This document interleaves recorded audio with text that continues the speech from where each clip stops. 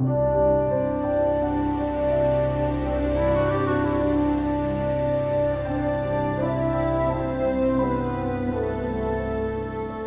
सोच रहे होंगे कि ये खूबसूरत जगह कौन सी है जहां प्राकृतिक वातावरण की हर वो झलक दिखाई दे रही है जिसे हम सब महसूस करना चाहते हैं। ये है साबरमती नदी के किनारे स्थित संत श्री आसाराम जी महिला उत्थान आश्रम। यह आश्रम संत श्री आसाराम जी बापू की प्रेरणा से चलाया जा रहा है। आज इस आश्रम में एक शिविर चल रहा है जिसका नाम है चले स्व की ओर। इस शिविर में भाग लेने के लिए देश के कोने कोने से गृहिणियां आई थी।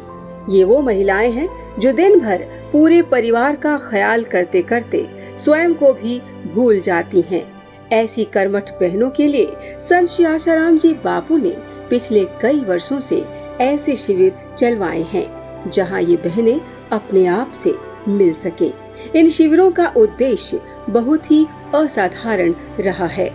पिछले कई सालों से पूज्य गुरुदेव की करुणा से, कृपा से चले स्व की ओर शिविरों का आयोजन होता है। सती अनुसुईया आश्रम में होता है। जिसे हमारे पूज्य गुरुदेव कहते हैं कि नारी तू नारायणी, निज स्वरूप में जाग। नारी शक्ति को अगर जागृत करना है, उसकी सुषुप्त शक्तियों को जगाना है, तो ऐसे शिविरों का आयोजन बापूजी की पावन प्रेरणा से यहाँ पे किया जा रहा है। बहनों को महापुरुषों का मार्गदर्शन मिले, ये हमारा उद्देश्य है। क्योंकि नारी शक्ति तो जागृत तभी होगी जब वो किसी ब्रह्मनिष्ठ महापुरुष की शरण में होगी। इस शिविर की शुरुआत हुई श्री गुरु पादुका जी के पूजन से।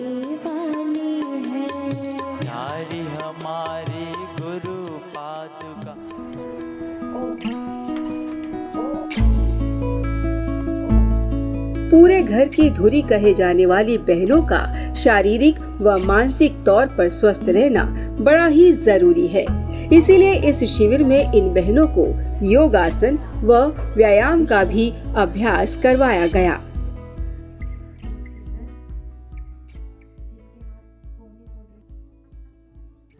और श्वास लेना है, छोड़ना है, श्वास लेना है, छोड़ना है। ऐसा आपको 25 बार करना है। सभी करेंगे। श्वास लेना है, छोड़ना है, श्वास लेना है, छोड़ना है। अब गर्दन को पीछे की तरफ और 25 श्वास की गिनती करनी है।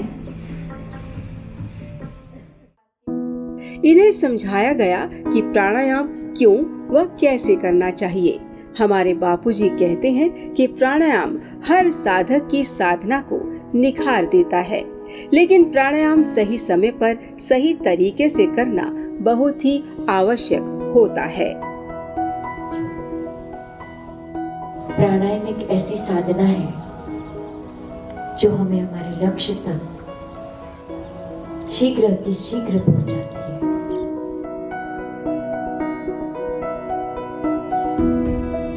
शिविर में प्रतिदिन निश्चित संख्या के मंत्र जाप करना जरूरी था। इसीलिए ये बहनें आश्रम के पवित्र वातावरण में जहाँ तहाँ आसन बिछाकर अपनी माला लिए बैठ जाती थी और मंत्र जाप करने लगती थी। इन्हें इस शिविर में यह अच्छे से समझ आ गया कि भगवान नाम का सतत जाप ही इन्हें स्व की ओर ले जाएगा। कुछ बहनें तो जाप करते करते भावुक भी हो उठी थी। इनके प्रेम के अश्रु स्वतः ही बहने लगे थे।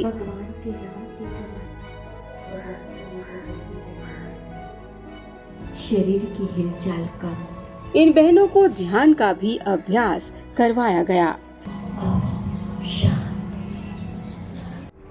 ऐसी शांति तो केवल सद्गुरु के दरबार में ही मिल सकती है। ऐसी परम शांति तो केवल गुरु के सानिध्य में ही मिल सकती है। गुरु की कृपा से ही मिल सकती है। ओम ओम शांति।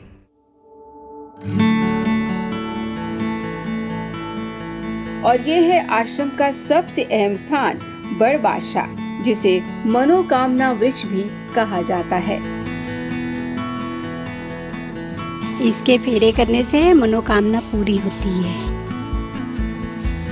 अगर कोई मन में आया ना, बस सिर्फ मन में बोल देना 108 परिक्रमा करूंगी, पूरा होता ही है, 100% पूरा होता है। शिविर में आई इन शिविरार्थी बहनों को इन 3 दिनों में सिर्फ जप, तप, ध्यान, मनन व चिंतन ही करना था। न तो भाजी तरकारी खरीदने व पकाने की फिक्र और न ही किसी पारिवारिक कलह का जिक्र। इन्हें यहाँ पूरा वातावरण ऐसा मिला जिससे वे स्वयं की ओर अग्रसर हो सके। इनके लिए बड़े ही सात्विक तरीके से भोजन तैयार किया जाता था।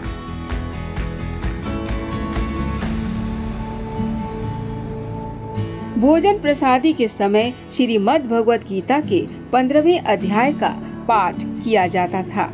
उसके बाद ही ये सब बहनें सामूहिक तौर पर भोजन प्रसादी ग्रहण करती थी।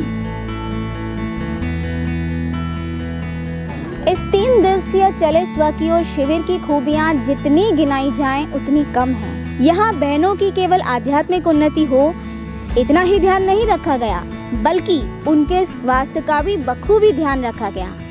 इसका एक छोटा सा उदाहरण है ये आयुर्वेदिक काढ़ा। इस काढ़े को पीकर बहनों ने अपने आप को तरोताजा महसूस किया।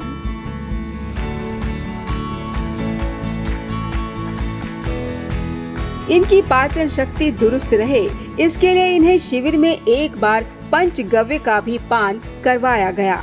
शुद्ध देसी गाय का घी, दूध, गौमूत्र, ये सब इन बहनों को यहाँ बिना किसी मशक्कत के बैठे बिठाए मिल गया, जो कि इनके घरों में मिलना संभव नहीं था।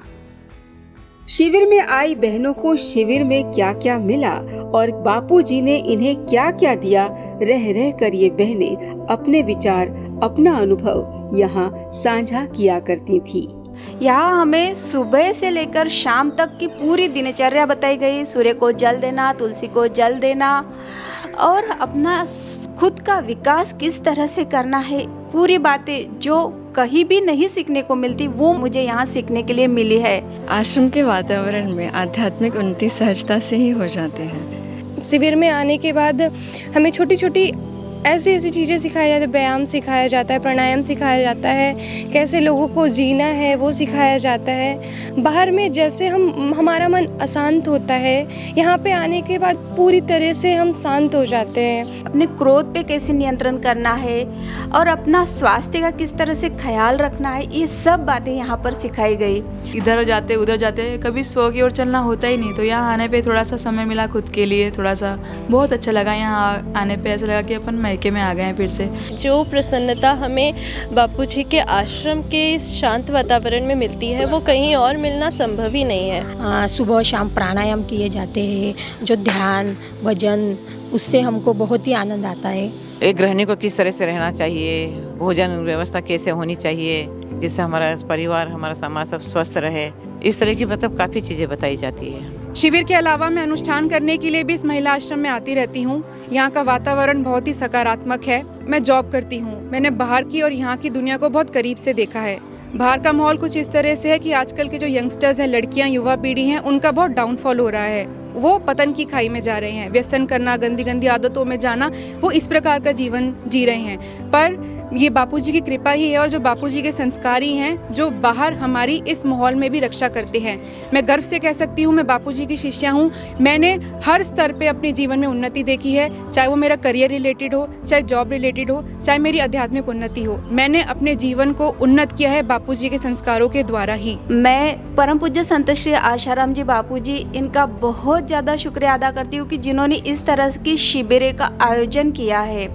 ये सब देखकर मेरे मन में एक प्रश्न आ रहा है कि करोड़ों लोगों के जीवन को उन्नत करने वाले संत श्री आसाराम जी बापू को आखिर क्यों रिहा न किया जाए, जिनके आश्रमों में इतना सात्विक वातावरण है, जो हर पल सबका हित चाहते हैं। ऐसे पूजनीय बापू जी को जेल में रखना क्या सही है?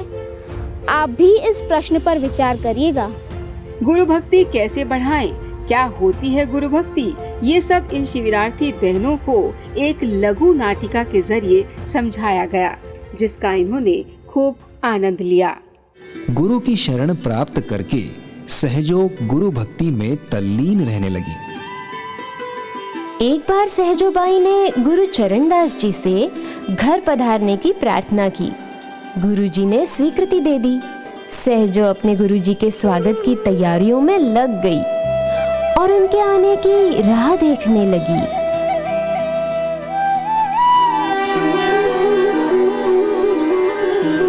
देखो नटी, ये तो स्वयं भगवान हैं। क्या सहजों की गुरु निष्ठा और सेवा कि ईश्वर प्रसन्न होकर स्वयं ही उनके द्वार पर आ गए। लेकिन बंधु, ये क्या?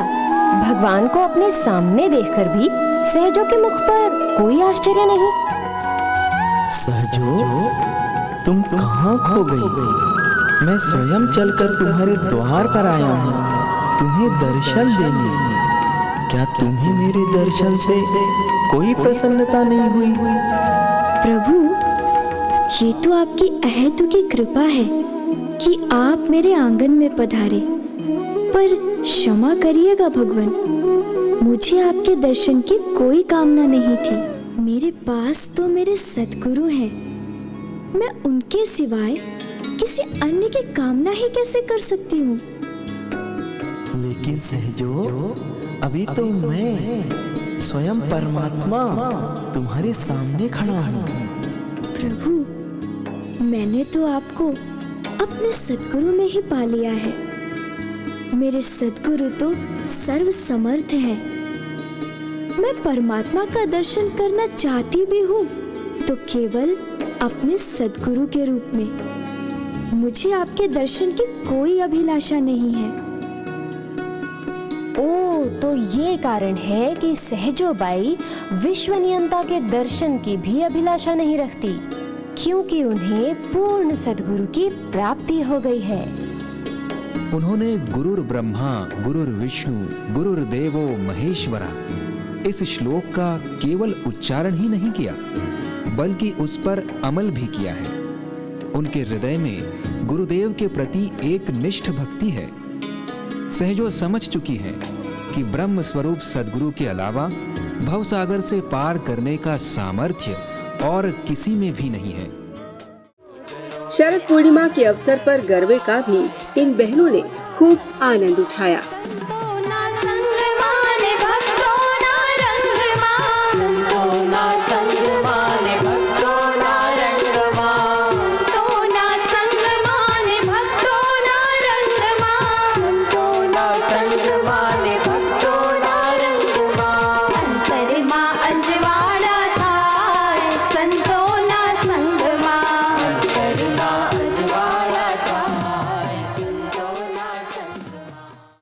रात्रि में इन बहनों को शयन से पहले श्री योग वशिष्ठ महारामायण के पठन का अभ्यास करवाया जाता था, ताकि बनावटी संसार से दूर चलकर स्वयं को पहचान सके। जिसको आत्मा का साक्षात्कार हुआ है और अनात्म में अहम प्रत्यय निवृत्त हुआ है, वह पुरुष जो कुछ करता है उसमें नहीं बंधता, वह अपने को सदा अकर्ता देखता है।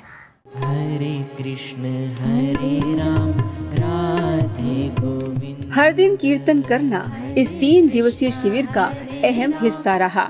कीर्तन करते करते ईश्वर रूपी गुरु तत्व की याद में कभी कभी नृत्य करना तो कभी यूं ही झूम लेना इन्हें खूब भाता था। हरे कृष्ण हरे राम राधे गोविंद।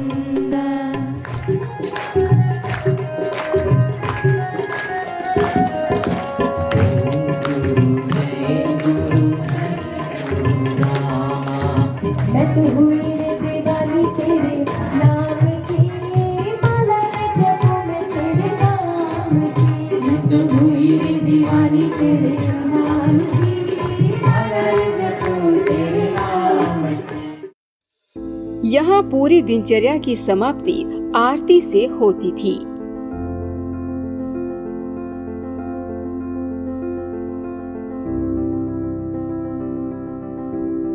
इस शिविर में हर उम्र की बहन ने भाग लिया था।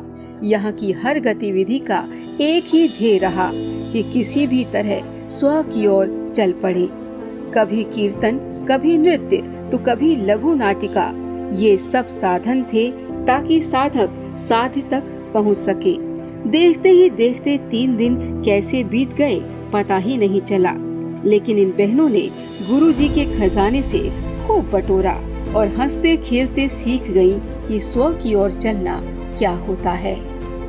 तो ये था सफर 3 दिवसीय चले स्व की ओर शिविर का। यह शिविर महिला उत्थान मंडल द्वारा आयोजित किया गया था।